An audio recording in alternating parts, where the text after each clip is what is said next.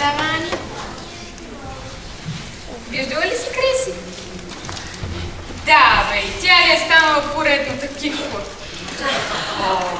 Еми, то в нейното даскало. Нищо чудно. Добре, айде ще звънна после.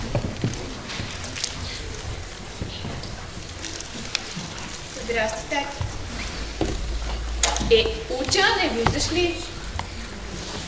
Не съм говорила по телефона днес. Добре, само 5 минути, ама нали без това е безплатни. Тъпата ти фирма няма да фалира от моята сметка за телефон. И да тряскаш братата и да не тряскаш се тая. Той баща ми, какво иска от мене? Живота ми няма да мине в решаване на тъпи задачи по математика или писане на някакви есета. Има и по-важни неща.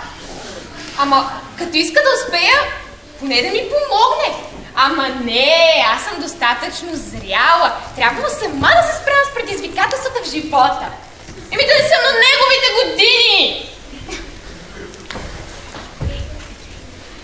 Аз съм още хлопе.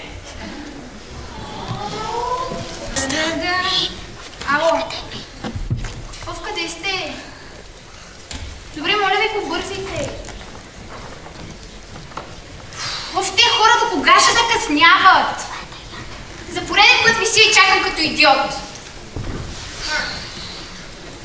Да, естествено, ако беше някой парти, първи са там. Но знаделяна защо да бързат. Да се съобразява малко, мръзна ми вече. Уж сме приятелки. Да, бе, страшни приятелки. Само за себе си мисля. Може би проблема е в мен. Въобще не заслужавам приятелки. Глупости, какви ви говоря? Проблема е единствено и само в тях. Ето, вече 20 минути чакам. Страхотно, направо прекрасно. Аз съм много тъпа.